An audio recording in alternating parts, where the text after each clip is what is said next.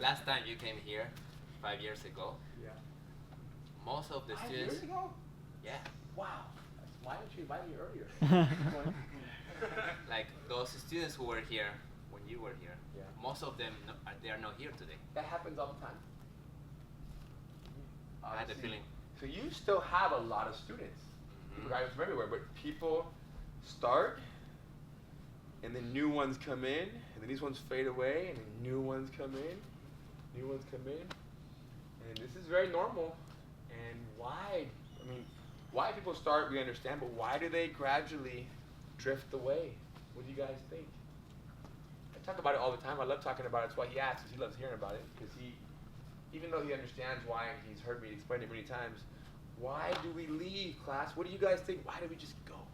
I think it's because when they reach blue belt, they're good enough to defend themselves against the average guy on the street. That might be Okay. I think that 10% of the people might feel like, okay, I know enough to defend myself against the average person. 90% of the time, I'm okay.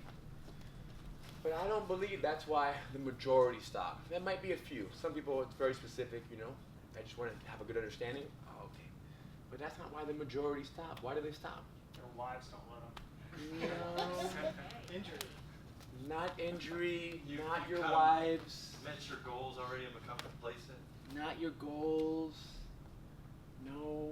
Money. Not money. Because people have less money and they still make it happen. People have been through worse injuries, still make it happen. People have naggier wives and they still make it happen. Or naggier husbands. Or, do you understand? People have worse and less. People live further and still make it happen.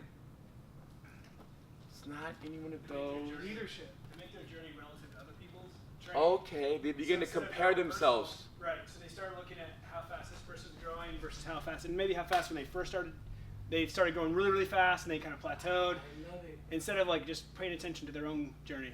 Yes, you start comparing yourself to others. And they say, didn't someone say comparison is the thief of joy? I thought I heard something like that or something.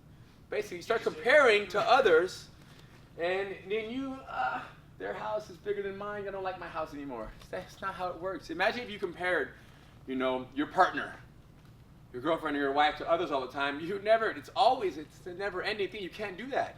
You appreciate what you have, and you know that you don't want to get caught in that, where you're always comparing to others. That's huge. And when you start to compare, I guess that comparison comes based off of your expectations, right? Because that person's been training for only a year and a half, you've been training for 2.5 years, but yet you couldn't hold them down, or they were able to hold you down. So now you think that they have less experience, but yet they're outperforming you. So then what do you tell yourself? I'm not that good, or I can't do this, or this isn't for me. So you start disqualifying yourself and someone could pass you that has less experience. That's very normal, it's okay. But don't worry about where they are, worry about where you are, worry about where you started, worry about why you started and where you are now. And this is gonna happen, especially you're 39 years old, 44 years old. This person's 24 years old. And they've been training for half the amount of time, but they just learn faster for whatever reason. They have that youth. So, I guess it has to stay fun.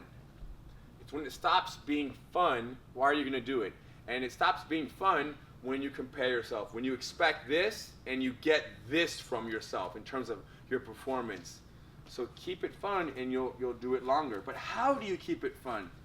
It's important that Marco, for example, or myself, if you have a certain level of experience and you are training with somebody, sparring is obviously, it's very dangerous for many reasons, but you're sparring with somebody who has a little less experience and you're on the bottom and you're stuck for like 2.5 minutes.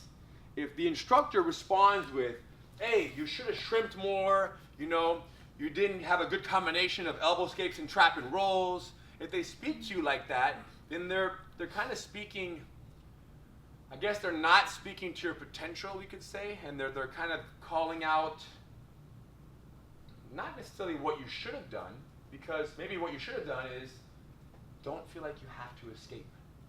Just reminding people that they can do much less to do jiu-jitsu.